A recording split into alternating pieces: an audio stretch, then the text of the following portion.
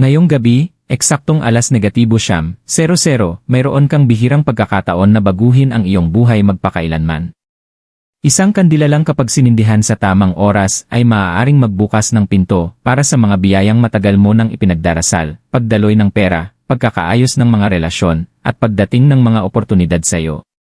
Parang imposibleng mangyari, ngunit libo-libo na ang sumubok nito at naramdaman ang pagbabago sa loob lamang ng ilang araw. Hindi lang ito basta ritual, ito ay isang senyal sa universo na handa ka nang tumanggap. Kung palalampasin mo ito, maaaring taon ang abutin bago muling dumating ang ganitong sandali. Kaya pakinggan mong mabuti magsisimula ang iyong himala ngayong gabi. Naranasan mo na bang maramdaman na kahit gaano ka magsikap, tila laging mailap ang mga biyaya? Na parang may isang di nakikitang pader na humahadlang sa pagpasok ng pera, pag-ibig, o kapayapaan sa iyong buhay. Sa tradisyong Pilipino, at sa maraming sinaunang kultura, pinaniniwalaan na may mga tiyak na oras sa isang araw na tinatawag na energy gates, mga sandaling mas bukas ang universo para pakinggan ang iyong mga hangarin. At ngayong gabi, eksaktong 9:00, magbubukas ang pintuang iyon. Kailangan mo lang ay isang kandila, isang simpleng aksyon, at tamang intensyon para magpadala ng makapangyarihang mensahe sa universo. Hindi ito tungkol sa swerte, ito ay tungkol sa pagkakahanay. Sa loob ng maraming henerasyon, ginamit ng mga nakakaalam ng sikreto na ito upang makaakit ng hindi inaasahang yaman, paghilom ng pusong sugatan, at pagbubukas ng mga oportunidad na akala nila'y nawala na. Ngayon, pagkakataon mo nang maranasan ito at marahil, masaksihan mismo ang iyong sariling himala. Mula pa noong simula ng kasaysayan, itinuring na ang apoy ay tulay sa pagitan ng mundo ng tao at ng banal. Sa Pilipinas, madalas magsindi ng kandila ang mga nakatatanda, hindi lang sa simbahan, kundi pati sa tahimik na sulok ng kanilang mga tahanan, sabay bulong ng panalangin para sa proteksyon, kagalingan, o kasaganaan. Ngunit ang ideya ng pagsisindi ng kandila sa tiyak na oras, gaya ng 9:00 ng gabi, ay nagmula pa sa mas sinaunang tradisyon, isang kaugalian na naglakbay sa iba't ibang lupain bago ito dumating sa ating baybayin. Ayon sa mga sinaunang tekstong espiritual mula sa Asya at Europa, ang 9 na oras ng gabi ay sandali kung kailan ang tabing sa pagitan ng mga mundo ay nagiging mas manipis. Ito ang oras na mas malinaw na dumadaan ang iyong tinig, panalangin, at hangarin na parabang yumuyuko ang universo upang mas marinig ka. Naniniwala ang matatandang mongheng Tsino na ito ang oras kung kailan nagkakasundo ang enerhiya ng yin at yang sa ganap na balanse na lumilikha ng pintuan para sa pagbabago. Sa Europa naman, tinatawag ito ng mga mistiko bilang hour of blessing, at ginagamit ito para sa mga ritual ng kasaganaan, pag-ibig, at patnubay. Nang dumating ang mga Kastila sa Pilipinas, dala nila ang sariling kaugalian ng pagsisindi ng kandila, ngunit pinaghalo ito ng ating mga ninuno sa kanilang katutubong paniniwala. Sa halip na magsindi lamang para sa mga santo, sinasabayan nila ito ng mga takdang oras at siklo ng buwan. Nauunawaan nila na ang oras ay hindi lang numero sa relo, ito ay isang padron ng enerhiya. Ang kandila mismo ay higit pa sa wax at apoy. Ang wax ay sumasagisag sa iyong pisikal na katawan, matatag, naririto, at may dalang lahat ng karanasan mo sa buhay. Ang mitsa ay iyong espiritu, ang bahaging nag-ugnay sa mas mataas na dimensyon. At ang apoy ay ang iyong intensyon, buhay, gumagalaw, at ipinapadala ang mensahe mo sa di nakikitang mundo. Kapag nagsindi ka ng kandila eksaktong 9:00 ng gabi, hindi ka lang nagbibigay liwanag sa silid. Ikaw ay nagpapaliyab ng isang senyal, isang gintong sinulid na naglalakbay sa hindi nakikitang daigdig, dala ang iyong kahilingan. Sabi ng mga nakatatanda, mahalaga rin ang kulay. Ang berde ay tumatawag ng pera at tagumpay. Ang pula ay gumigising sa pagnanasa at tapang.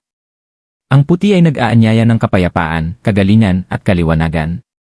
Ngunit kahit isa lang ang kandila mo, pinakamahalaga pa rin ay ang dalisay na hangarin ng iyong puso. At ito ang bahaging hindi alam ng karamihan, mas mabisa ang ritual kapag naghanda ka muna bago magsindi ng kandila. Noong unang panahon, nililinis muna ng mga tao ang kanilang paligid gamit ang insenso, hinuhugasan ang kamay sa tubig na may pinaglagaan ng basil o dahon ng laurel, at tahimik na umuupo habang iniisip na pinagpala na ang kanilang buhay. May mga kwentong naipasa mula sa mga magsasaka na biglang nagkaroon ng masaganang ani matapos gawin ito. Mga may-ari ng tindahan na triple ang kita. Mga taong nakatanggap ng liham ng pag-ibig o alok sa trabaho ilang araw matapos ang ritual. Hindi ito mahika sa estilo ng pelikula, ito ay pagkakahanay. Kapag pinili mo ang tamang oras, nakatuon ang intensyon, at bukas ang iyong enerhiya, pumapasok ka sa parehong agos na nagdala ng biyaya sa napakaraming henerasyon bago ka. Ngayong gabi, 9:00, hindi ka lang magsisindi ng kandila. Papasok ka sa isang ilog ng tradisyong umaagos na sa loob ng maraming siglo, ilog na may dalang panalangin, pangarap, at himala. At kapag sumabak ka rito sisimulan ng agos na kumilos pabor sa'yo. Gabay sa ritual hakbang-hakbang. Ngayong nauunawaan mo na ang malalim na espiritual na ugat ng gawin na ito, panahon ng matutunan ng eksakto kung paano isagawa ang ritual upang mabigyan mo ang sarili mo ng pinakamainam na pagkakataong makakita ng resulta. Sundin ang mga hakbang na ito ng may focus at paggalang dahil sa mga ganitong ritual, kasing halaga ng mismong ritual ang paghahanda. Hakbang 1, piliin ang tamang kandila. Kung maaari, pumili ng bagong kandila na hindi pa nasisindihan. Tinitiyak nito na dalisay ang enerhiya at hindi na dikit sa mga nakaraang intensyon. Berdeng kandila para sa yaman, oportunidad sa trabaho, at pag-unlad sa pananalapi. Pulang kandila para sa pagmamahal, tapang, at pag-akit ng bagong pag-ibig. Puting kandila para sa kapayapaan, kagalingan, at espiritual na kaliwanagan. Kung wala ang mga kulay na ito, simpleng puting kandila ay pwede pa rin, tandaan, ang intensyon ng iyong puso ang tunay na panggatong. Hakbang 2, ihanda ang iyong lugar. Pumili ng tahimik na bahagi ng iyong tahanan kung saan hindi ka maistorbo. Madalas piliin ng mga Pilipino ang isang maliit na mesa malapit sa bintana o sa payapang sulok. Alisin ang kalat sa paligid. Kung maaari, maglatag ng maliit na puting tela sa mesa bilang sagisag ng kadalisayan. Maglagay ng maliit na baso ng malinis na tubig sa tabi ng kandila, tumutulong itong sumipsip ng negatibong enerhiya. Maaari ring magdagdag ng sariwang bulaklak, dahon ng laurel, bay leaf, o mga barya bilang mga simbolo ng paglago, kasaganaan, at prosperidad. Hakbang 3, linisin ang sarili at ang espasyo. Bago magsimula, hugasan ang iyong mga kamay at mukha gamit ang malamig na tubig. Sa mga lumang pamilyang Pilipino, gumagamit ng maliit na mangkok ng tubig na may basil, dahon ng laurel, o kalamansi para sa paglilinis. Sindihan ang insenso o magdasal ng maikli na biyayaan at protektahan ang iyong espasyo. Hindi ito tungkol sa relihiyon, ito ay tungkol sa pagtatakda ng tamang enerhiya. Hakbang 4, mahalaga ang oras. Layunin mong sindihan ang kandila eksaktong 9:00 ng gabi. Hindi 1 minuto ng mas maaga, hindi 1 minuto ng mas huli. Dito nagbubukas ang energy gate. Upang maging handa, mag-umpisa ng paghahanda 8:50 ng gabi para hindi ka magmadali. Umupo ng tahimik ilang sandali bago mag-9:00 at ituon ang isip sa nais mong matanggap. Hakbang 5, pagtatakda ng intensyon. Habang papalapit ang 9:00, hawakan ang kandila at pumikit. Isalarawan ang iyong nais na parabang naganap na ito. Para sa biyayang pinansyal, isipin mong bukas ang pitaka at puno ito. Para sa pag-ibig, maramdaman ang init ng presensya ng taong hinihiling mo. Para sa kapayapaan, imahinin ang tahanan mong puno ng liwanag at katahimikan. Ang susi ay maramdaman ang emosyon, ang saya, gaan, o pasasalamat, ngayon mismo. Hakbang 6, pagsindi ng kandila. Eksaktong 9:00 ng gabi, sindihan ang kandila at bigkasin. Universo, tinatanggap ko ang iyong mga biyaya. Handa na akong tumanggap. Binubuksan ko ang aking puso, isip, at buhay sa mga himalang inihanda mo para sa akin. Sabihin ito ng dahan-dahan, nang may buong pananalig sa iyong mga salita. Hakbang 7, ituon ang paningin sa apoy. Sa susunod na 9 minuto, panatilihing nakatuon ang iyong mga mata sa liliyab ng kandila. Ito'y simboliko sa maraming tradisyon, ang apoy ang sugo na nagdadala ng iyong kahilingan sa mas mataas na larangan. Sa loob ng 9 minuto, huminga ng mabagal at malalim. Isiping lalong lumiliwanag ang apoy, at ang liwanag nito'y kumakalat sa iyong tahanan at buhay. Makita sa iyong isip na naging realidad na ang iyong hangarin. Hakbang 8, pagsasara ng ritual. Pagkalipas ng 9 minuto, may 2 kang pagpipilian. 1, hayaan ang kandila na maubos, tradisyonal na paraan ng ganap na pagbitaw ng kahilingan sa universo. 2, patayin ng marahan, huwag hipan, dahil pinaniniwalaang nagsasabog ito ng enerhiya. Kung papatayin mo ito, muling sindihan ng ilang minuto gabi-gabi hanggang sa maubos. Hakbang 9, pagtatapon ng natira sa kandila. Kapag naubos na, balutin ang natirang wax sa isang pirasong papel. Ibaon sa lupa, mas mabuti malapit sa malusob na halaman o puno, upang magpatuloy sa paglago ang enerhiya. Kung gumamit ka ng mga barya o dahon sa mesa, itabi ang mga ito sa loob ng 9 na araw bilang paalala ng iyong intensyon. Hakbang 10, pagbitaw at pagtitiwala. Ang huli at madalas pinakamahirap na hakbang ay ang magpakawala. Huwag laging silipin kung dumarating na ang iyong kahilingan. Magtiwala na sa sandaling sinindihan mo ang kandila alas negatibo 9:00, nagsimula na ang proseso. Madalas sabihin ng mga nakatatandang Pilipino, kung para sa'yo, ibibigay sa'yo. Ang tungkulin mo ay buksan ang pinto, ang tungkulin ng universo ay ipadala ang biyaya. Marami sa mga gumawa nito ang nagsasabing nakikita nila ang maliliit na senyales sa loob ng 3 araw, mensahe mula sa hindi inaasahan, biglang ideya, o oportunidad na basta na lang lumitaw. Minsan dumarating ang biyaya ng tahimik, minsan naman ay parang alon. At tandaan habang mas higit ang pasasalamat mo, mas lumalakas ang ritual. Ang pasasalamat ay parang hangin na nagdadala sa liwanag ng iyong kandila palayo, mas malayo pa, sa universo. Kung handa ka na, ngayong gabi, alas negatibo 9:00, maaaring ito na ang simula ng isang bagay na hindi mo malilimutan sa buong buhay mo. Ang agham panandang pandagdag espiritual na koneksyon. Para sa ilan, ang mga ritual tulad ng pagsisindi ng kandila sa tiyak na oras ay maaaring tunog pamahiin lamang, isang bagay na minana mula sa matatanda o nakikita lang sa pelikula. Ngunit kung titignan ng mas malapitan, makikita mong may matibay na ugnayan sa pagitan ng mga tradisyong espiritual at ng mga natutuklasan ng makabagong agham tungkol sa isip at enerhiya ng tao. Ang sikolohiya ng mga ritual. Natuklasan ng mga siyentipiko na ang mga ritual, gaano man kasimple, ay may tunay na epekto sa ating isipan. Kapag naghahanda ka ng espasyo, nagsisindi ng kandila, at inuukol ang isip sa isang hangarin, sinasabi mo sa iyong utak, may mahalagang bagay na nangyayari. Nagtitrigger ito ng pagbabago sa iyong atensyon at emosyon. Sa sikolohiya, tinatawag itong ritual effect, isang paraan upang lumikha ng mental state kung saan mas nakatuon ka, mas malinaw ang intensyon, at mas bukas sa oportunidad. Halimbawa, may mga atleta na may pre-game rituals para ihanda ang isip at katawan. May mga mag-asawa na may mga tradisyon tuwing anibersaryo upang palakasin ang kanilang samahan. Sa parehong paraan, ang pagsisindi ng kandila alas negatibo 9:00 ng gabi ay maaari mong gawing signal upang ituon ang sarili sa iyong pinakamimiti nang walang sagabal. Ang aspeto ng enerhiya. Madalas pag-usapan sa tradisyong Pilipino ang enerhiya, ang pakiramdam kapag pumasok ka sa isang lugar, ang aura ng isang tao, o ang daloy ng mga pangyayari sa buhay.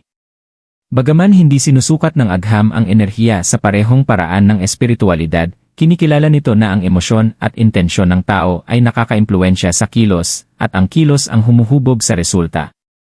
Kapag gumagawa ka ng ritual ng may matatag na paniniwala, naglalabas ang utak ng mga kemikal tulad ng dopamine at serotonin na nagpapaganda ng mood at nagpapataas ng motibasyon.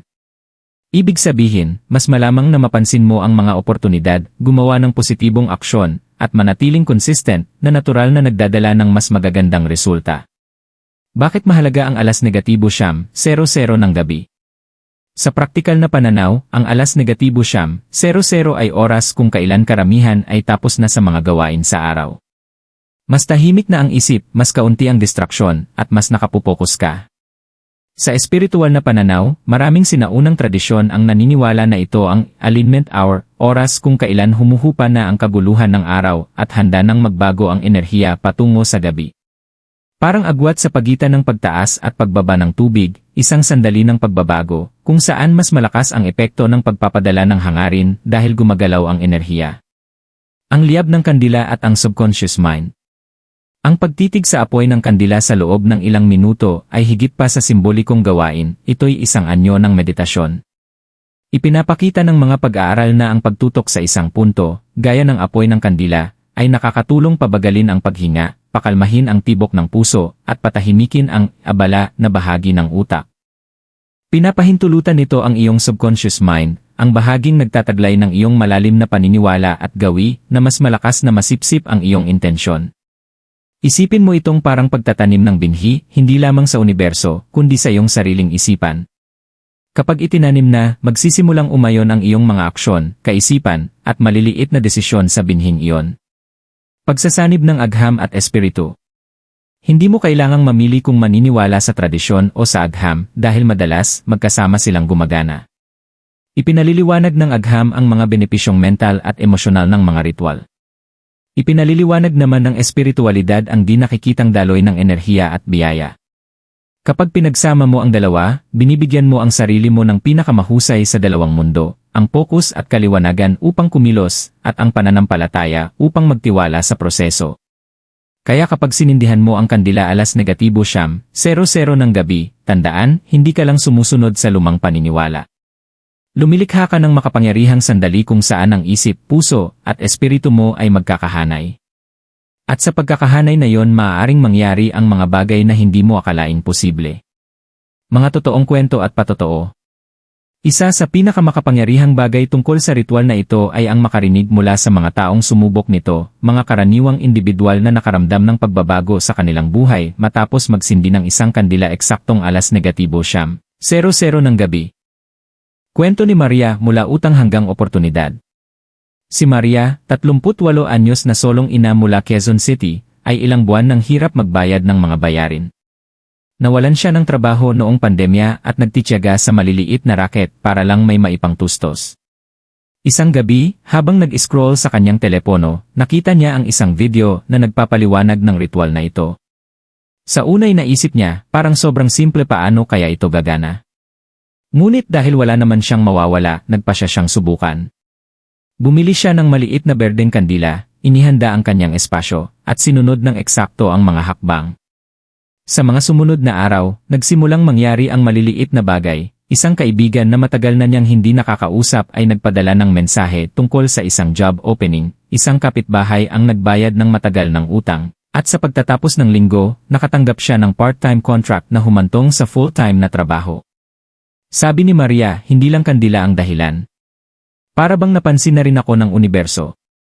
Kwento ni Ramon, kagalingan at kapayapaan matapos ang pagpanaw.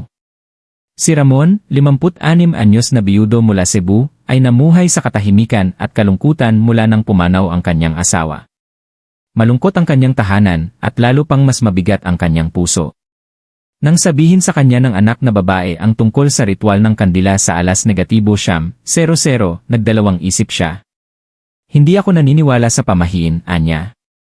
Ngunit napaniwala siya ng anak na mas tungkol ito sa pagtatakda ng intensyon kaysa sa mahika. Sinindihan niya ang isang puting kandila noong gabing iyon, hindi para sa yaman, kundi para sa kapayapaan at emosyonal na kagalingan. Sa mga sumunod na linggo, mas nakakatulog na siya ng mahimbing, muling nakipag-ugnayan sa mga kaibigan, at bumalik pa sa dati niyang hilig, ang pagpipinta. Ibinahagi niya, para bang may banayad na liwanag na muling bumalik sa buhay ko. Kwento ni Ana, bumalik ang pag-ibig sa di inaasahang paraan.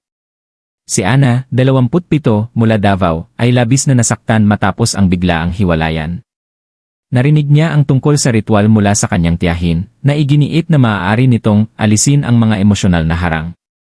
Pumili siya ng pulang kandila at sinindihan ito na may intensyon na maibalik ang relasyon o mabuksan ang puso sa mas mabuting tao. Makaraan ng isang buwan, biglang nagpadala ng mensahe ang kanyang dating kasintahan, hindi para magbalikan, kundi para magbigay ng closure na kailangan niya. Sa parehong linggo, nakilala niya ang isang bagong tao sa pamamagitan ng kaibigan, at mabilis na lumalim ang kanilang koneksyon. Naniniwala si Ana na hindi lang nagdala ang ritual ng tao sa kanyang buhay, tinulungan din siyang bitawan ang sakit na pumipigil sa kanya. 3 lamang ito sa napakaraming halimbawa. Bawat isa ay may kanya-kanyang hangarin, ngunit lahat ay nag-ulat ng kapansin-pansing pagbabago pagkatapos. May ilan na nakakita ng resulta sa loob ng ilang araw. May iba namang nakaranas ng banayad na pagbabago sa loob ng ilang linggo, mas malinaw na pag-isip, mas mataas na kumpiyansa, o hindi inaasahang tulong mula sa iba. Ang kanilang pagkakapareho. Ginawa nila ito ng may paniniwala at bukas na puso.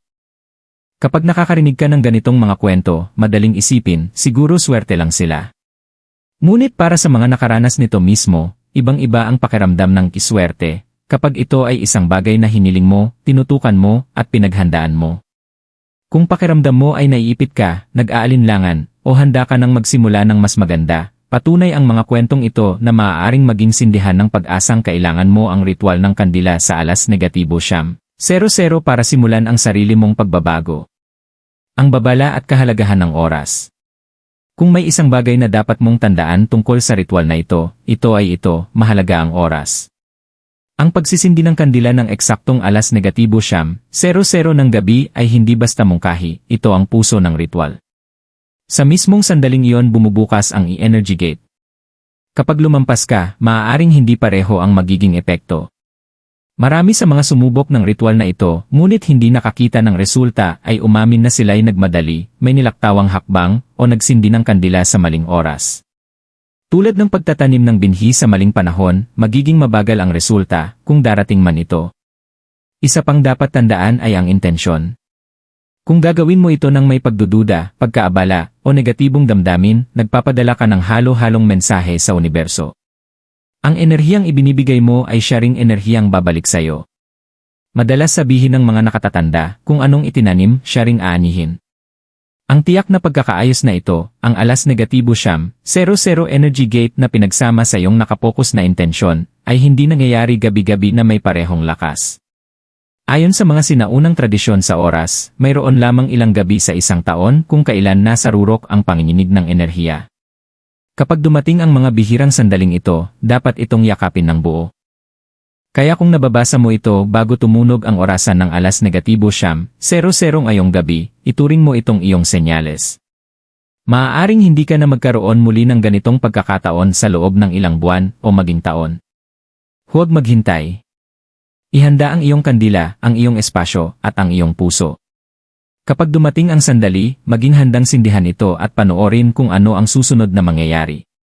Ngayong gabi, may pagkakataon kang pumasok sa isang bagay na mas dakila kaysa sa isang karaniwang gabi.